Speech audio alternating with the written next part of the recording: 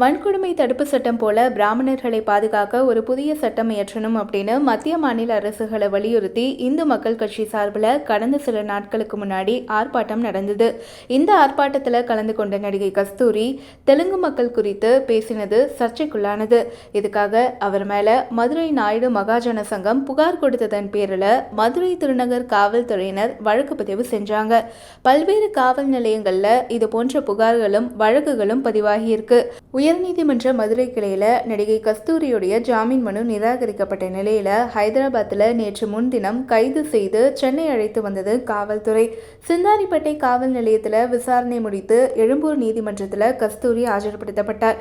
நீதிமன்றத்தில் ஆஜராகும் போது அரசியல் அராஜகம் ஒழிக நீதி வெல்லட்டும் அப்படின்னு முழக்கமிட்டு சென்றார்.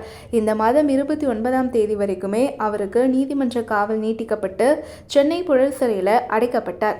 முன்னதாக கைதாகும் போது நடிகை கஸ்தூரி வீடியோ ஒன்றை வெளியிட்டார். அதில் என்ன சொல்லியிருந்தார் அப்படின்னா, நான் தலைமறைவாகல, ஓடி ஒளியல, ஹைதராபாத்தில் என்னுடைய வீட்டில் தான் இருந்தேன். அதுக்கப்புறமா படப்பிடிப்பு முடிந்து வீடு திரும்பும்போது கைது செஞ்சாங்க. என்கிட்ட செல்ஃபோன் கிடையாது, என்னுடைய வழக்கறிஞர்கிட்ட கொடுத்திருந்தேன் அப்படின்னு பேசியிருந்தார். நடிகை கஸ்தூரி கைது கண்டிச்சு நாம் தமிழர் கட்சியின் தலைமை ஒருங்கிணைப்பாளர் சீமான் என்ன பேசியிருக்கார் அப்படின்னா, கைது நடவடிக்கை அவசியமற்றது. அவர் கூறியதில் காயம்படுவதற்கும் வேதனைப்படுவதற்கும் ஒன்றுமே இல்லை. திட்டமிட்டு வேண்டுமென்றே பழிவாங்கும் செயலாவே இது இருக்கு. அவர் பேசியதற்கு காயம்பட்டதா சொல்றாங்க. ஆனா 100 வருடமா தமிழ் பேரினத்தை திராவிடர் அப்படின்னு சொல்லும்போது நாங்க எவ்வளோ காயப்பட்டிருப்போம்.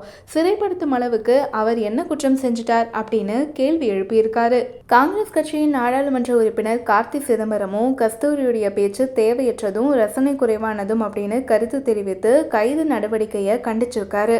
சீமான் மட்டுமல்லாது பாஜக தமிழ்நாடு பொறுப்பாளர் ராஜாவும் செய்தியாளர்கள் சந்திப்பில் கஸ்தூரி கைதை கண்டிச்சு பேசியிருக்காரு.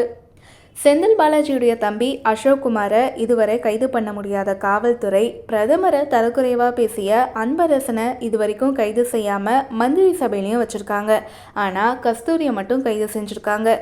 அந்த பெண்மணிக்கு தக்க பாதுகாப்பு வேண்டும், நீதித்துறை தான் அவருடைய பாதுகாப்பை உறுதி செய்யணும் அப்படின்னு பேசியிருக்காரு. கோவையில் நிகழ்ச்சி ஒன்றில் பேசிய பாஜக தேசிய மகளிர் அணி தலைவரும் சட்டப்பேரவை உறுப்பினருமான வானதி ஸ்ரீனிவாசன் தமிழக அரசுக்கு எதிராக கருத்துக்களை பதிவிடுவோர் கைது செய்யப்படுவது புதிதில்லை அப்படின்னு சொல்லியிருக்காங்க. இது மட்டும் இல்லாமல் திமுக ஆட்சியில் கருத்து சுதந்திரம் இல்லை அப்படின்னும் விமர்சிச்சிருக்காங்க. ஆளுநரை இந்திய கம்யூனிஸ்ட் மாநில செயலர் முத்தரசன் தரக்குறைவாக விமர்சித்ததாக கண்டனம் தெரிவித்தார். நடிகை கஸ்தூரி கைது குறித்து கருத்து தெரிவித்த வானதி ஸ்ரீனிவாசன் கஸ்தூரி சட்டப்படி நடவடிக்கைகளை மேற்கொள்வார் அப்படின்னு சொல்லியிருக்காங்க.